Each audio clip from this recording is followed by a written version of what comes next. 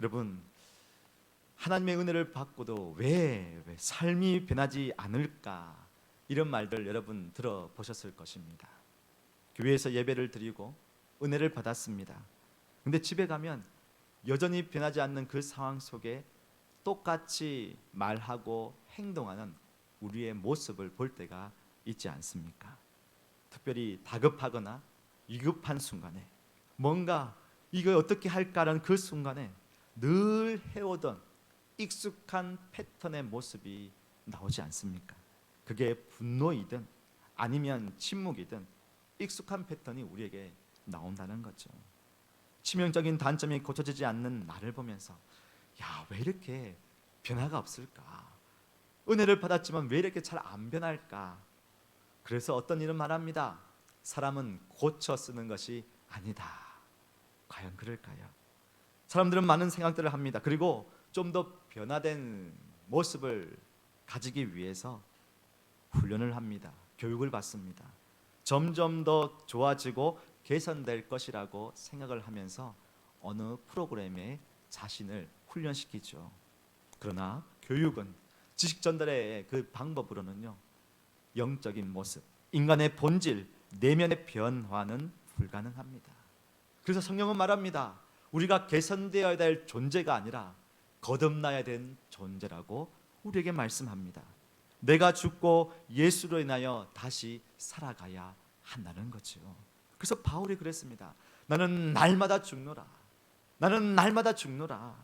내가 죽고 예수로 인하여 나는 날마다 죽고 산다라고 사도 바울은 우리에게 말했습니다.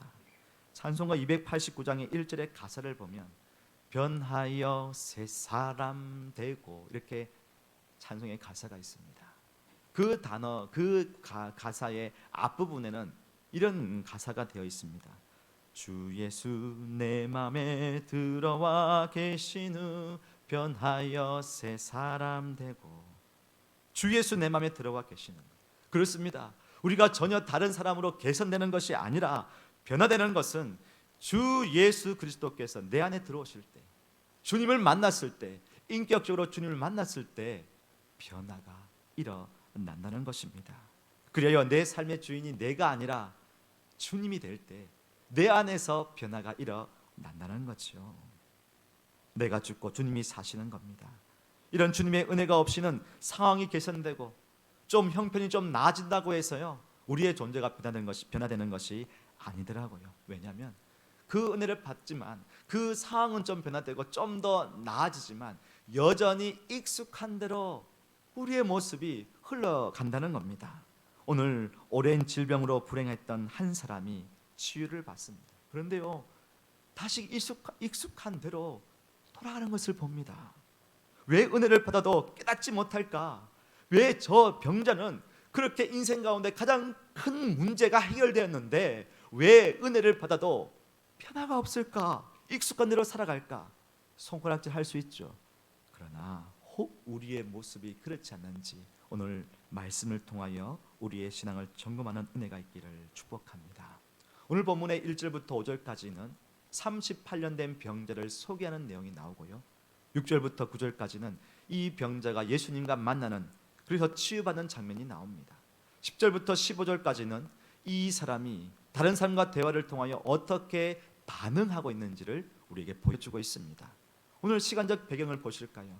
유대인 명절이라고 1절에 나와 있습니다. 유대인 명절은 세 가지 큰 명절이 있죠. 맥주절, 그리고 77절 초막절입니다. 이 명절 때는 예루살렘 성전에 많은 사람들이 순례를 오게 됩니다. 그리고 10절에 보시니까 안식일이라고 했어요. 유대 율법주의에서 큰 명절이고 안식일에는 특별하게 율법을 중심으로 많은 사람들이 그것을 준수했습니다. 그러나 명절의 안식일날 많은 병자들, 소외된 자로서 성전에도 들어가지 못합니다. 그저 그 자리에서 버림받은 사람으로 자신의 신세를 한탄하며 지냈겠지요. 오늘 장소적인 배경은 어떠합니까? 예루살렘에 있는 양문 곁에의 베데스다라고 되어 있어요. 여러분 많이 들어보셨을 것입니다. 양문, 양의 문, 제물을 쓸 양들을 이렇게 가지고 출입하는 문이 양의 문입니다. 그 곁에 베데스다 연못이 있었어요. 수많은 병자들이 있습니다. 3절을 보니까요, 다리 저는 자, 맹인, 혈기 마른 사람, 병자가 누워 있습니다. 다들 공동체와 가족으로부터 버림받은 사람입니다. 근데 이들에게는요, 이 베데스다 연못에 유일한 희망이 있습니다. 4절 보실까요? 이렇게 되어 있네요. 이는 천사가 가끔 못에 내려와 물을 움직이게 하는데 움직인 후에 먼저 들어가는 자는 어떤 병에 걸렸든지 낫게 됨이라. 이 사실, 이게요, 신학자들은 미신인지 아니면 그냥 내려오는 전설로 보이는지, 아무튼 많은 사람들이요, 병이 나니까 아무리 세상에 어떤 의술로도 거칠 수 없으니까 이곳에 와서 수십만, 수백 명, 수천의 사람들이 와서요, 이곳에서 이 마지막 한 희망을 붙들고 살고 있는 겁니다. 여러분, 물이 움직인다는 게 어떻게? 지진이, 물론 그 장소에는 지진이 많이 일어나지 않지만 지진이 일어나서 물이 흔들릴 수도 있습니다. 바람이 불어서 그 물결이 크게 요동칠 수도 있습니다. 알 수가 없죠. 그러나 그 병자들에게는 무언가 마음에 이것이 하나의 희망의 한 줄기로 있습니다. 거기에 38년 된 병자가 누워 있습니다. 오늘 본문의 장소 베데스다는요, 베이트와 헤세드란 단어가 함께 합쳐진 단어입니다. 베이트는 집이라는 단어이고요, 헤세드, 여러분 많이 들어보셨죠? 구약의 헤세드, 하나님의 인애와 자비, 은혜, 사랑, 은총, 이 모든 것들을 담아 있는 것이 헤세드입니다. 그래서 베이트와 헤세드, 곧 은혜, 은총의 집이라는 것이죠. 여기에 많은 사람들이 지금 그 은혜를 받고자 모였는데 실제로 이곳이 은혜의 자리일까요? 아니요. 오직 한 사람에게만 자비가 주어집니다. 몸에 물이 움직일 때 가장 먼저 뛰어드는 그 한 사람에게만 자비가 주어지는 거죠. 그래서요, 사실 고통 속의 병자들은 그 희망 가운데 있는데 서로를 바라보면서 어떤 병으로 오셨습니까? 몇 년 되셨습니까? 가족들은 어디 있습니까? 아마 서로가 같은 동변상련으로 서로 위로가 되고 해줄 겁니다. 그런데 조금 물이 움직인다 생각하면요, 모두가 다 경쟁자인 거예요. 모두가 다 전쟁인 거예요. 누가 먼저 들어가느냐, 누가 날 도와서 저게 먼저 물에 들어가게 만들어 주느냐, 거기에 마음이 놓여 있으니까 사실은요, 평안 가운데 있고 소망이 같은 거 보지만 그것은 완전히 생명의 전쟁터와 같습니다. 전투의 자리인 거죠. 오직 고침받는 유일한 사람 되기 위해서요, 모두가 신경이 곤두서 있습니다. 참 세상의 모습, 우리의 모습과 닮았지 않았나 봅니다. 다들 평안하게 살지만 그 하나, 그 뭔가 행복을 찾기 위해서 얼마나 많이 고군분투하고 있습니까? 그런 가운데 예수님이 한 사람을 보셨습니다. 그 한 사람을 아셨습니다. 6절 보실까요?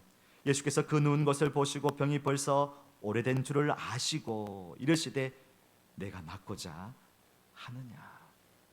38년 동안 스스로 일어설 수도 없는 병자, 그 병자를 예수님이 보셨습니다.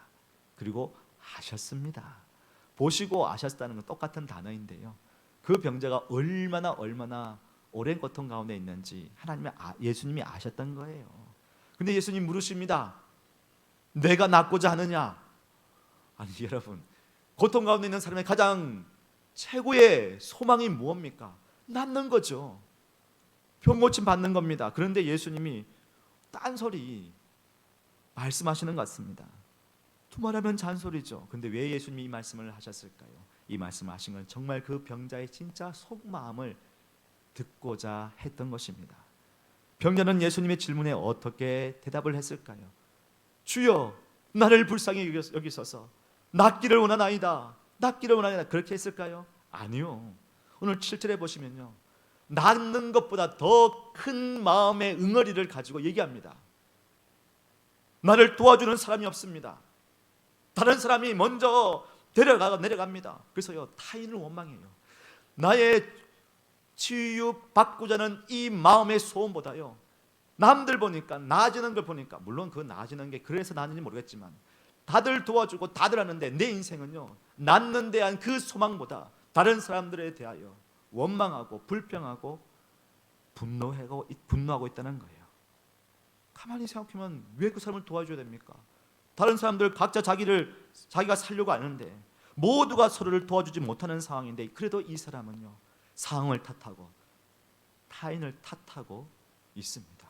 참 인간이요, 자기가 이것을 원하는데 이 원하는 것에 대한 소망보다 주변의 것들을 바라보니까 이것이 더 크게 나니까 가장 먼저 그 마음에서 오는 불안이요, 불평이요, 원망이요, 그게 우리의 모습과 같습니다. 혹시 우리는 그렇게 있지 않습니까? 드러누워 죽은 듯이 어떻게 할 수 없는 오래된 마음의 질병, 관계의 어려움, 그 수치스러움 혹 우리 안에 있지는 않습니까? 제가요 어릴 때 제 안에 어두운 마음이 참 많았는데 집이 가난해서도 아니었습니다. 시골 출신이라는 그런 배경적인 상황도 아니었습니다. 가장 큰 어두움은 아버지의 부재였어요. 가정을 책임지지 않고 떠난 아버지 때문에 내 인생 왜 그런가? 그래서요 항상 아버지의 그 부재를 탓하고 원망하고 분노했습니다. 교회를 다녔을 때도 그랬습니다. 좀 더 나은 미래를 위하여 악착같이 공부하고 일했습니다. 정말 열심히 일했습니다. 신학교 다닐 때에 아침에 깨워서 새벽기도 가면요 1년 만근을 하면 상품을 줘요. 3년 빠지지 않고 출석하면요 또 선물을 줘요.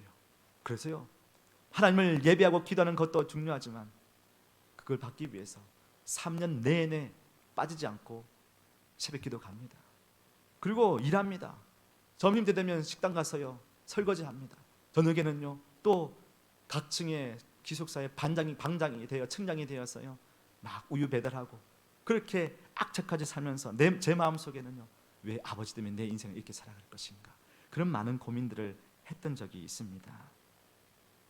교회 나가서 예배하면서 어찌 보면 38년 된 병자처럼 예수님을 앞에 두고도 내 상황이 더 힘들어 보이고 원망스러워서 참 분노했던 저 자신을 많이 돌아보게 되었습니다. 지금은요 아닙니다. 지금 혹시 또 여러분 아이고 목사님 아직 좀 그래야 되겠네요. 근데 지금 하나님의 은혜 가운데 그런 거 없이 여기 와서 여러분과 함께 섬기고 있습니다. 혹 여러분 중에는 교회에 나오고 예배를 드리고 섬김과 봉사에 열심을 내지만 어찌할 수 없이 오랫동안 골맞은 그 아픔들, 그 괴로움에 한숨을 쉬며 오늘도 그냥 예배 드려도 똑같나, 왜 이럴까, 그런 마음속에 있지는 않습니까? 오늘 그 병자에게 예수님이 찾아오셨어요. 38년 된 그 병자에 찾아오셔서 아무 조건 없이 긍휼과 자비를 베풀어 주십니다. 8절 보실까요? 한번 같이 읽어보겠습니다. 시작. 예수께서 이르시되 일어나 내 자리로 들고 걸어가라 하시니, 이 사람은 예수님을 알지 못하였습니다. 그리고 베데스다 연못에 들어가야지만이 살 수 있는데 오히려 예수님께서 만지지도 않으시고 말씀 한마디로 그를 치유해 주셨습니다. 그 사람은 곧바로 일어나서 걷게 되었습니다. 이제 완전히 새로운 인생 2막이 열린 겁니다. 예수님이 이렇게 놀라운 치유 사역을 보내주십니다. 그 사람이 어떠할지라도 불만과 불평과 남을 탓하실지라도 그것을 보지 않으시고 주님을 만나면 주님께서 놀라운 역사를 일으켜 주신다는 거예요. 그것도 나를 찾아오신다는 거. 예수님 만나십시오. 그래서 오늘 본문이 이렇게 끝나면 얼마나 좋겠습니까?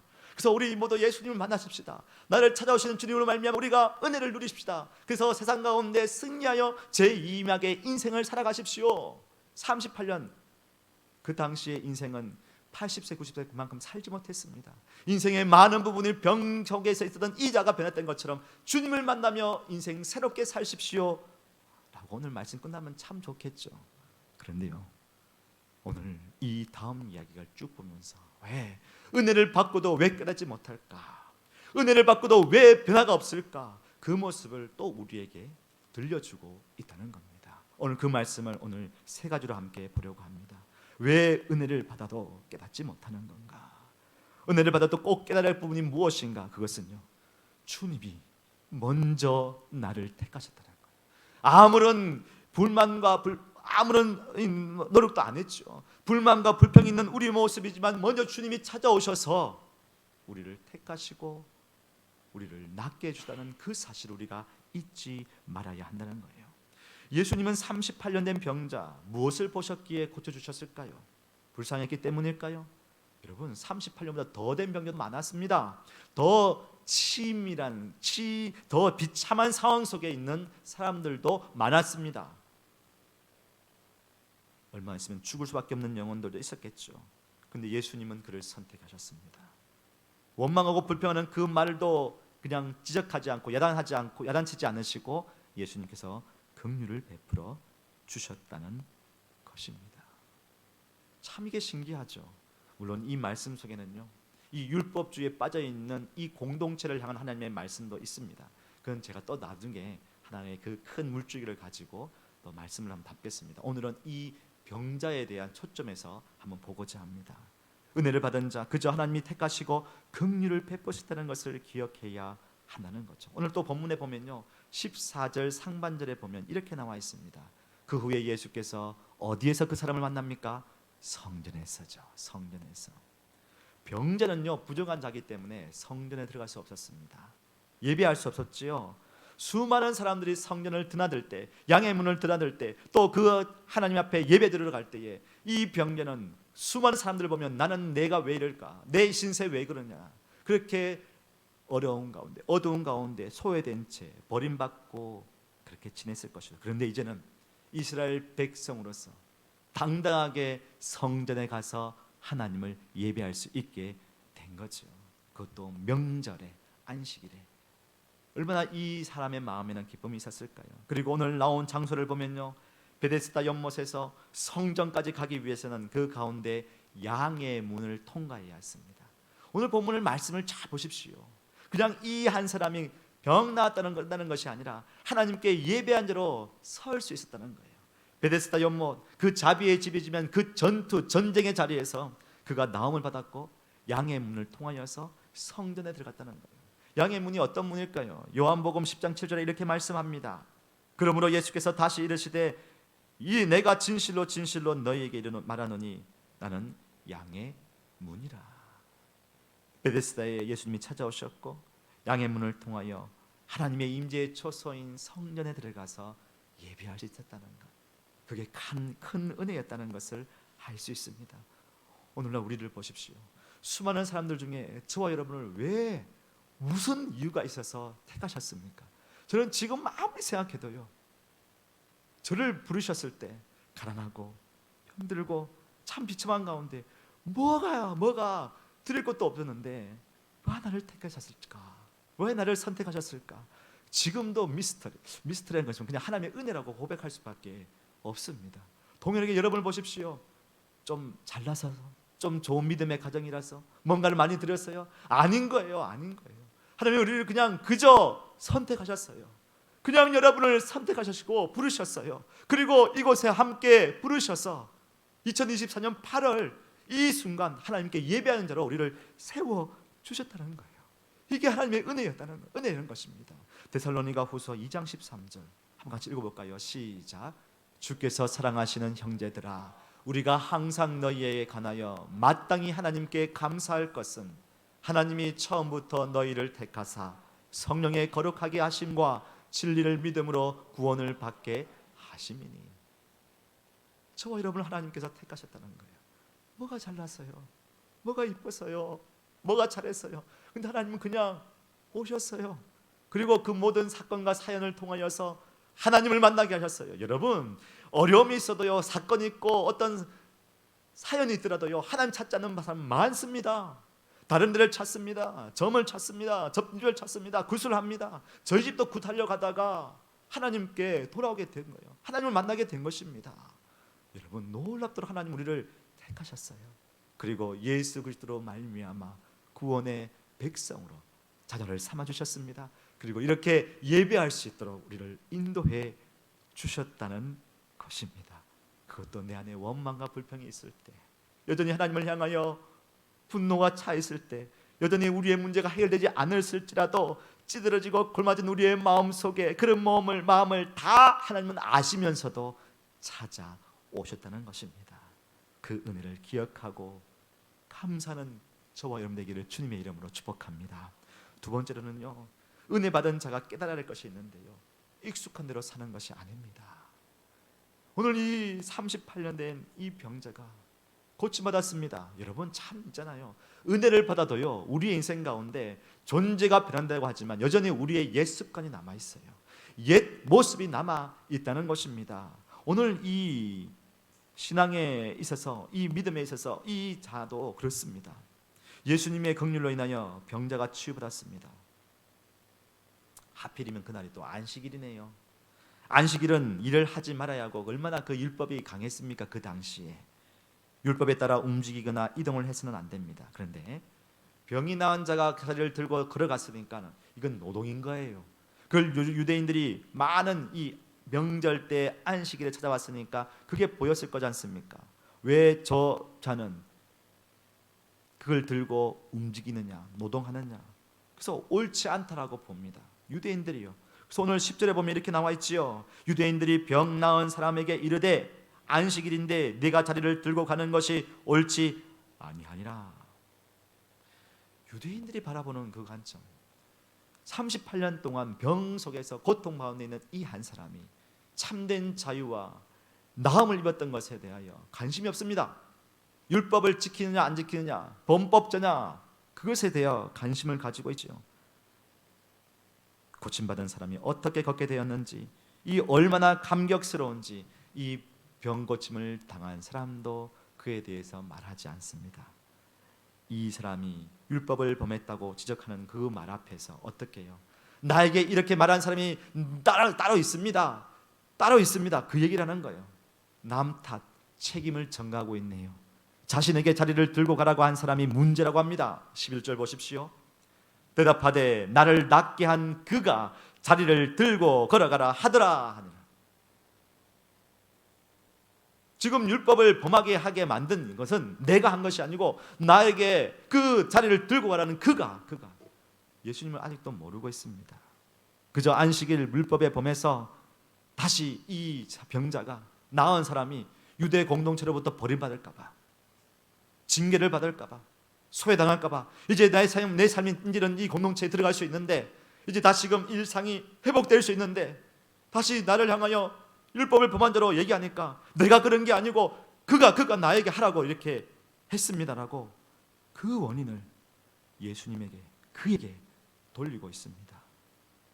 유대인들은 그 고침받은 기적을 보고도 율법과 전통을 지키지 않는 것에 대하여 죄를 집요하게 묻고 있습니다. 그래가지고 12절 보시면 또 말합니다. 그들이 묻되 너에게 자리를 들고 걸어가라 한 사람이 누구냐? 고침받은 사람은 그가 누군지 알지 못한다고 얘기를 합니다. 끝났죠? 그냥 여기서 끝날 수 있습니다. 그래서 이 사람은요, 그 사람이 누구인지 좀 밝혀야지 공동체에서 소외되지 않을 것 같다는 마음을 가지고 있는 겁니다. 여러분, 우리의 신앙이 어떠합니까? 은혜를 받았습니다. 신앙생활을 합니다. 어려움이 생길 때 여전히 우리는 익숙한 대로 행동하지 않습니까? 책임을 전가하는 태도는 아닐지라도 어려운 순간에, 힘든 순간에 내가 늘 해오던 대로 그런 모습에 보여주고 있지는 않습니까? 고침을 받은 자는 여전히 깨닫지 못하였습니다. 베데스다 연못에 들어가지 못한 것에 나를 좀 들어서 도와줄 사람이 없어가지고 못합니다. 그렇게 얘기했습니다. 지금도 상황을 보십시오. 왜 두고 가느냐? 내가 그렇게 한 것이 아니라 저 사람이, 그가 나에게 말했습니다. 여전히 똑같은 패턴이 지금 보이고 있다는 거예요.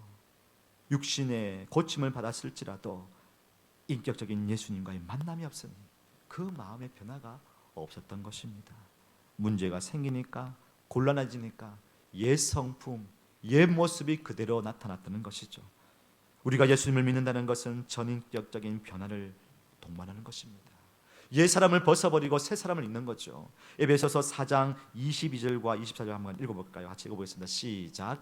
너희는 유혹의 욕심을 따라 썩어져가는 구습을 따르는 옛 사람을 벗어버리고 오직 너희의 심령이 새롭게 되어 하나님을 따라 의와 진리의 거룩함으로 지으심을 받은 새 사람을 입으라.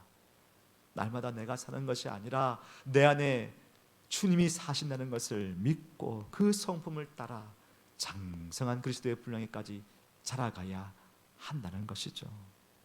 믿음 생활하고 은혜 받고 거듭난 것처럼 보여도 왜 옛 성품이 나타나는 걸까요? 예, 나타납니다. 그러나 그 지점부터 시작하면 됩니다. 옛날에는 그것을 몰랐습니다. 옛날에는 그것을 몰랐어요. 옛 성품이 돌아도 내가 왜 그럴까 몰랐는데 이제는 발견하고 알아차리게 된 겁니다. 그러면 그제부터 그 전부터 시작하면 됩니다. 아, 내 옛 모습이 이렇구나. 거듭나지 못했을 때의 모습이 이었구나. 그러면 이제부터 이걸 발견하게 되었으니까 하면 되는 거예요. 새 사람을 지원받았기에 그리스도의 성품을 따라가면 됩니다. 극도로 분노한 것, 그것이 익숙해졌습니까? 남 탓을 하는 것에 몸이 습관화되어 있습니까? 때로는 무심하게 침묵하는 것이 습관화되어 있습니까? 제 자신을 보니까요, 저는요 어떤 긴장과 어려울 때 때로는요 무심하게 침묵하는 스타일이더라고요. 그 모습이 저의 옛 모습이에요. 그렇게 왔던 거예요. 왜? 어려움이 너무 크니까 도저히 감당할 수 없으니까요 침묵하게 되는 거예요. 그 모습을 깨기 위하여 주님께 기도하니까 지혜를 주시는 거예요. 그렇구나. 처음에는 몰랐습니다. 근데 예수를 믿고 거듭남을 통하여서 내 옛 모습이 또 다시 나타나는 걸 보면서 아, 이게 나의 옛 성품이고 옛 모습이구나. 이것을 버려야 되겠구나. 그걸 깨닫게 되는 거예요. 혹 여러분의 여러 가지 익숙해진 그 모습이 그게요 익숙함이에요.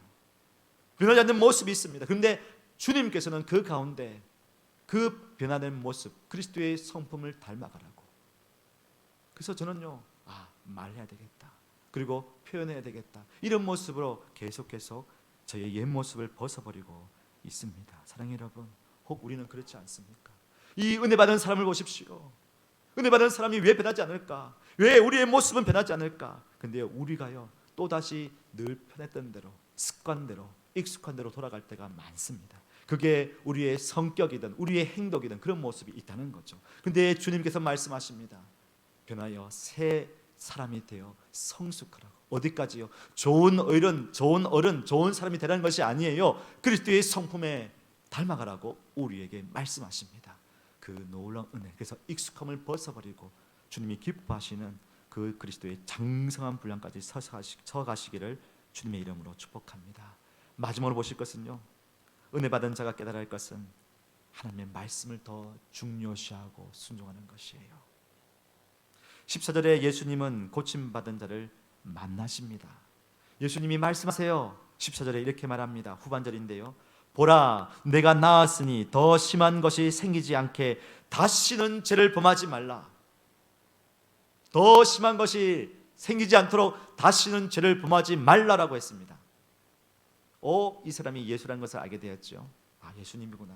제 용서함을 주시고 낫게 해주시는 분이 예수님이구나. 그런데 그 다음 15절에 이 사람이 어떻게 반응할까요? 바로 15절에 이렇게 반응합니다.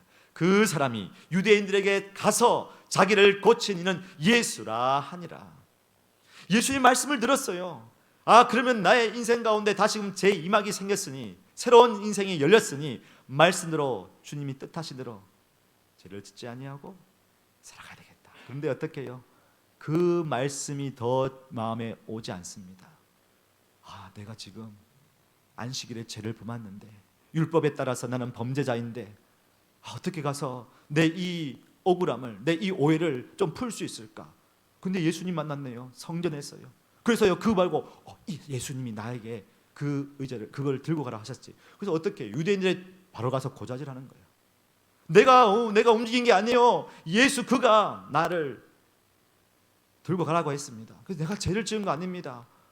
그렇게 지금 고자질을 하고 있는 거예요. 주의 말씀을 지키려고 애쓰기보다 자신의 찝찝한 상황을 해결하기 위해서 지금 가서 그걸 지금 이야기를 하고 있습니다. 주의 말씀보다 유대인의 말을 더 중요하게 여기고 있는 거죠. 결국에는 예수님은 안식일에 이러한 일을 행했다고 해서 유대인들에게 핍박을 받기 시작합니다. 예수님은 은혜를 원수로 갚는 이 사람을 보면서도 아셨고요, 그래도 그를 끝까지 사랑하셨습니다. 다시는 죄를 범하지 말라고 말씀하시면서 살아갈 길을 제시해 주셨던 거죠. 예수님은 변함없는 사랑을 보여주셨지만 여전히 자신의 상황과 자신의 이 문제를 해결하기 위하여 그 예수 이름을 자기의 문제를 해결하기 위한 수단으로 사용하고 있는 이 모습을 보십시오. 우리의 모습이 그렇지 않습니까? 은혜를 받았다고 얘기하지만 은혜는 은혜인 거고, 지금 내 모든 상황 속에서 혹 그것을 더 중요하게 여기고 있지는 않습니까? 우리가 매일 성경으로 큐티를 하고 있습니다. 예레미야 말씀을 보고 있지요. 예레미야가 늘 말씀을 합니다. 하나님 말씀을 전합니다. 이스라엘 백성들에게 지금 남유다가 망했으니까 바벨론 손에 하나님께서 넘기셨기 때문에 그들의 손에 붙잡히게 되어서 들어가라. 그럼 하나님께서 그 가운데서도 이스라엘 백성들을 보호해 주시고 회복시켜 주실 것이다. 그런데요, 이스라엘 백성들, 남유다 사람들은 그 예레미야 말을 듣지 않습니다. 왜요? 자기에게 도움을 줄 애굽이 있거든요. 의지할 때가 있거든요. 그래서 애굽에 남아있는 백성들을 다 끌고 갑니다. 거기서도 이 예레미야가 말하는 거예요. 여기 있으면 망한다. 다시 하나님을 붙들고 하나님께로 나아가자고. 그러니 사람들이 예레미야 말을 듣기 싫어서 그 입 다물라고. 그래서 예레미야를 가두기도 하고 또 그를 죽이려고 했죠. 결국에는 애굽에서 이들은 큰 고통을 당합니다. 오늘 본문에 한 사람의 회복을 말하지만 또 이 한 사람이 은혜를 받았지만 공동체를 생각하면서 자기의 상황을 어떻게 좀 타개하기 위해서 은혜를 받았지만 고침받았지만 이 예수를, 그 이름을 이용하는 것을 보십시오. 더 나아가 이 한 사람에 대한 얘기를 뿐만 아니라요, 이 공동체가 얼마나 이렇게 율법 가운데 하나님의 은혜를 보아서도 그것을 깨닫지 못하고 하는 이 공동체를 지금 예수님이 고발하고 있는 거예요. 사실 한 영혼의 회복도 있지만 여전히 은혜를 알고도 깨닫지 못하는 이 한 영혼도 있지만 실제로는 이 율법주의로 꽉 막혀있는 이 이스라엘 공동체 사회를 향하여 예수님이 지금 말씀하고 있는 겁니다. 사랑의 여러분, 은혜를 받았습니다. 병자가 낫게 되었습니다. 성전에 나와서 예배합니다. 얼마나 감사하고 기쁘겠습니까? 그런데 그 감사의 기쁨은 흐르는 모든 말씀 속에는 없어요. 그 한 사람의 고백도 없습니다. 더 나아가 이 공동체가 얼마나 은혜, 치유를 받아도 단단하게 율법에 갇혀 있는지를 봅니다. 이것을 지금 주님께서 깨고 있는 겁니다. 사랑하는 여러분, 우리의 모습은 그렇지 않습니까? 은혜를 받았습니다. 은혜가 감사합니다. 그런데 순간 은혜를 받았지만 막상 와보니까는 공동체가 그대로 있는 거예요. 우리의 상황 그대로 있습니다. 오히려 사람들이 여러 가지로 뒷말하고 물론 그럼 우리 교회가 없겠죠. 그런 성도는 없겠죠. 그런 모습에서 혹 우리의 모습은 별로 변함이 없고 사람들이 어떻게 나를 볼까? 어떻게 시선을 나를 볼까? 혹시 그런 마음으로 여전히 하나님 앞에 감사와 감격이 없이 그냥 조심스럽게 그냥 그렇게 사람들의 시선이 더 크게 우리에게 다가오고 있지는 않습니까? 여러분, 해외 교회에 섬기다 보니까요, 짧은 기간이지만 많은 얘기를 듣습니다. 은혜를 받고 감격스러워서 섬기려고 하지만 사람들의 눈치가 보인다는 거예요. 사람들의 시선이 보인다는 겁니다. 그리고 내가 여기 와서 몇 년밖에 안 있을 건데 이런 마음이 있으니까요, 그 견고해졌던 그 시선과 그 어떤 분위기가요, 더 나아가서 기쁨으로 하나님을 섬기는 그 마음보다는요, 사람들의 시선, 어느 정도의 상황, 이 정도의 선, 그것을 끊고 있다는 거예요. 제가 그것을 보면서 하나님 어떻게 합니까? 아버지 하나님, 주님이 이 놀라운 은혜를 주셨는데 그 크신 사랑을 우리는 받았는데 우리는 어느 정도의 선, 아니요, 사람들의 시선에 의해서 그 정도만, 이 정도만, 그런 마음을 갖고 있는지 않는지는 오늘 말씀을 통해서 저 자신을 보게 되었고 우리의 모습을 보게 되었습니다. 여러분, 은혜를 받고도 왜 변화가 없습니까? 변화가 있습니다. 그런데 그 선 안에서 익숙한 대로 살아가고 내 마음에 편한 대로 내 마음에 선 끄는 것만큼만 하고, 아니면 내 이 몸을 이 상황 속에서 오히려 사람들의 시선을 더, 그들의 말에 더 마음에 움직이니까요, 그 은혜의 놀라운 인생이 이렇게 변화되었는데 그 놀라운 감사와 감격은 없다는 것입니다. 여러분, 우리의 모습이 그렇지 않습니까? 그래서 저는 기도합니다. 하나님, 많은 교회들이 그렇게 얘기하는데 우리 교회만큼, 우리 믿음의 성도들만큼은 이곳에 한 달을 사시든 3년을 사시든 5년을 사시든 그 은혜를 받았으면 감사하고, 나를 찾아오시는 그 은혜에 감사하고, 더 나아가서 사람들의 시선이 그럴지라도 그 시선을 넘어서 하나님이 기뻐하시는 것들을 감당할 수 있는 그런 믿음의 성도들이 되기를 주님의 이름으로 축복합니다. 그렇게 변화를 일으켜 보십시다. 그렇게 변화를 일으켜 보십시다. 그러면 사람은 고쳐지는 게 아니라는 그 말이 아니에요. 주를 만나면, 주님 내 안에 함께 하시면 우리가 고침받고 회복되어서 옛 사람의 성품을 닮아가지 않고 익숙한 부분을 닮아가지 않고 오히려 새로운 것들을, 하나님이 기뻐하시는 것들을 하나하나 일으켜 세워줄 줄로 믿습니다. 이스라엘 백성들 보십시오. 그 많은 사람들이요, 이 자료에 의하면 고침받은 사람들이 교회가 세워지고 변화가 일어나니까요, 이때 많은 각각의 교회의 성도들로 들어가서 그 자리에서 또 교회의 리더가 되기도 하고 교회에 보이지 않지만 이름은 없지만 그 교회 초대 교회의 성도로 쓰임 받았던 얘기들이 많이 있습니다. 사랑의 여러분, 그렇습니다. 우리가 유명한 사람이 되지 않을지라도 우리에게 주어진 그 은혜 감사하고 나를 찾아오신 그 은혜에 감격하고 그리고 그 은혜에 선을 긋고 사람들의 시선 또 세상의 어떤 것에 나 스스로를 막 누르지 마시고 주의 은혜로 한번 도전해 보시고 나가시기를 소망합니다. 그리하여 주님의 이야기가 우리의 삶에 넘쳐나고 우리 교회에 예수의 소문이 가득 넘쳐나서 우리 안에 서로 사랑하고 서로 섬기고 그 선을 뛰어넘는 율법에 가득 있었던 이 사람들의 모습에서 더 뛰어넘는 것처럼 우리 안에 주의 은혜와 사랑이 넘쳐나서 사람은 주님의 은혜로 말미암아 변할 수 있습니다. 사람은 주님의 손에 의해서 고침받을 수 있습니다. 사람은 주님의 은혜로 말미암아 많은 사람들에게 은혜를 끼칠 수 있는 축복의 도로 쓰임받을 수 있습니다. 이 고백이 저와 여러분의 인생 가운데 입술 가운데 가득 넘치기를 주님의 이름으로 축복합니다.